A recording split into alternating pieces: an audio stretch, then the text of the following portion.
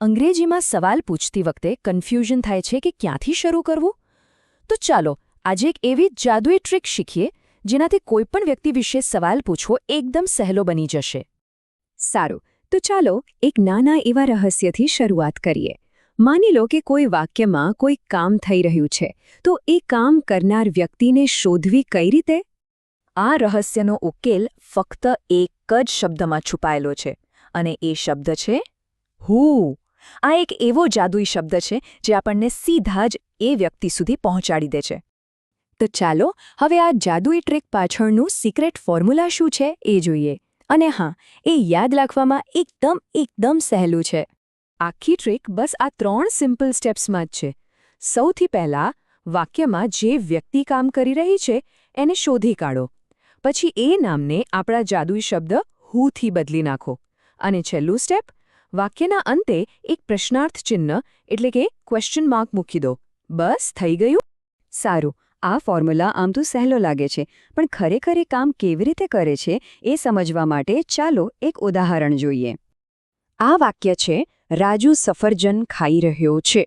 હવે આમાં સફરજન ખાવાનું કામ કોણ કરી રહ્યું છે? બરાબર, રાજુ. તો આપણને આપણી વ્યક્તિ મળી ગઈ. હવે આપણે બસ રાજુની જગ્યાએ હું મૂકીશું અને અંતમાં પ્રશ્નાર્થ ચિહ્ન ઉમેરીશું. અને જુઓ, જાદુ! આપણો સવાલ તૈયાર છે. Who is eating an apple? આજ તો આખી વાતનો સાર છે. આ કંઈ અઘરું નથી, બસ એક સિમ્પલ અદલાબદલી છે. વાક્યમાંથી નામ બહાર જાય છે અને એની જગ્યાએ હું આવી જાય છે. અને એક સાદું વાક્ય તરત જ પ્રશ્નમાં ફેરવાઈ જાય છે. અહીં એક મજાની વાત નોટિસ કરવા જેવી છે. કામ કરનાર ભલે હિતા હોય, ધ બોય હોય કે માય ફાધર હોય, નિયમ તો એ જ રહે છે.